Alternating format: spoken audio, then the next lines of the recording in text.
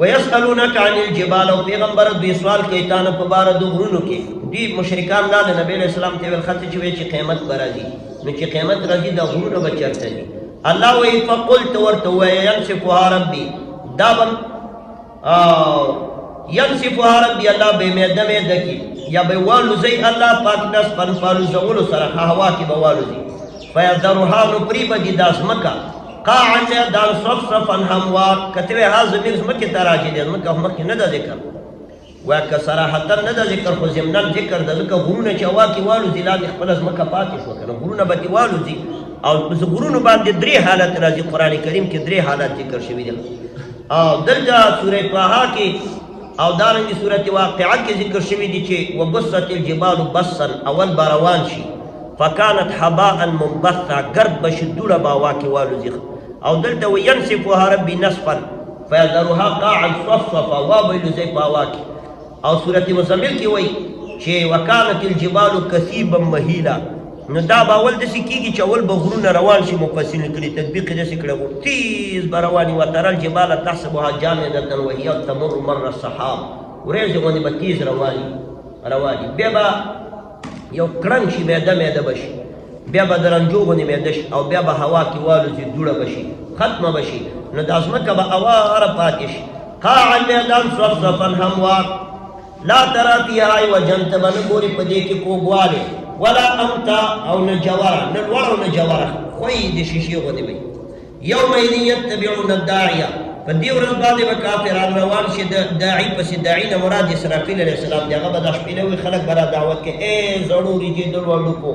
راشه الله طرف ته نو دا ټول کفار به د داعي پسې ور رواني شپېلې پسې او دا به په صخره د بیت المقدس باندې اسرافیل ولاړي لا عوج له د په خبرو کې به کوږوالی نه وخشعت الاصوات للرحمن او ذلیل بشي دا آوازونه د الله په مخ کې فلا تسمعوا تبوان اوري الا همسا مگر د خپو څپارې دا دومره ډېر انسانان به ولاړې خبره بنئ چې دا خوځېږي را خوځېږي د خپو کشارې به قیامت کې خبرې بنئ یومئذ په دې وخت کې لا تنفع الشفاعت فایده به ونه رسوي شفاعت هېڅ چاته الا من مگر هغه چاته اذن له الرحمن چې الله ورته اجازه وکړي د شافع ته اجازه وکړي شفیع ته او یا مشغوله په باره کې اجازه وکړي دواړو دپاره اجازه شرط ده ورضی له والله راضي شدت قولا په وینا کې یعنی درسته وینا به کوي او یا درسته وینا په دنیا کې کړي کلمه د توحید ویلي یا لم دې کې نورې ترجمې هم شته دی یا لو ما بین ایدیهم وما خلفهم پوهېږي الله په هغه څه چې د دې انسانانو نه مخکې او وروسته حالاتو ټولو باندې چې څه مخکې دي او څه وروسته دنیا کې پاتې کېږي ولا یحیطون او دا ټول انسانان احاطه نشي کولی به په الله باندې علما د جهت د علم یعنی د الله په علم باندې څوک احاطه نشي کولی الا بما شاء آیت الکرسي کې وایي څومره علم چې د الله خوښه هغه انسانانو ته ورکوي وعنت الوجوه للحي القيوم او ذلیله بشي مخونه د الحي القيوم په مخ کې د هغه ذات په مخ کې چې همیشه ژوندی او مدبر او متصرف د عالم دی د هغې مخ کې به دا مخونه ذلیله شي وقد خاب من حمل ظلمه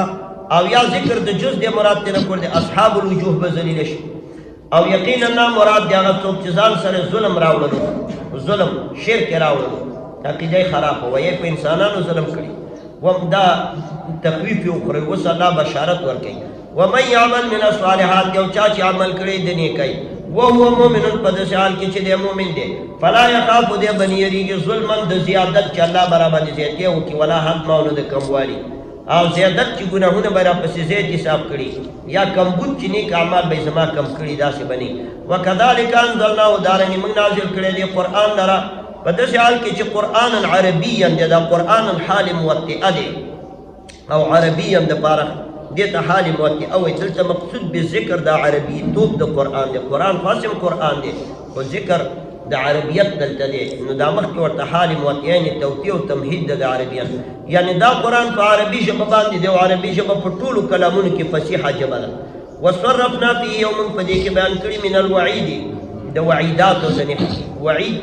یعنی هغه عذابونه چې په نه منونکو باندې کوم نازلېږي په قیامت کې لعلهم یتقون دې دپاره چې دوی ویریږي یا ځان بچ کړي د شرک نه او یحدث لهم ذکرا یا را پیدا شي په دوی کې یو عبرت او نصیحت الله وایي څه نصیحت به پکې را پیدا شي فتعالى الله الملك الحق نو اوچت دی الله چې بادشاه دی رښتونی ولا تعجل بالقرآن نبی علیہ السلام مبارک ته بچی جبرائیل علیہ السلام قرآن لوستلو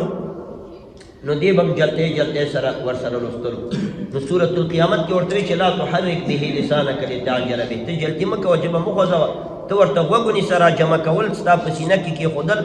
دا ارث زمون په ذمہ واری دي الله ورته وي ته ورته وکیدا ولا تعجل بالقران او جلتی مکه په قرآن باندې من قبل ان يقضى اليك وحيه مخکد دین چې پوره شي تا ته داغي وحي وقل او د سوای په دعا کې چې رب زدنی یا الله زیات کې مال را علم د جهات د علم نه یعنی علم به زیات ګور نبی پاک علیہ السلام ته الله د علم د زیادت دعا خو د چې د علم د زیادت دعا کو علم چې څومره زیاتیږي کنه دا علم دا هو کلی مشکک دی کلی متواتر خو نه دی لا تقف عند حد دی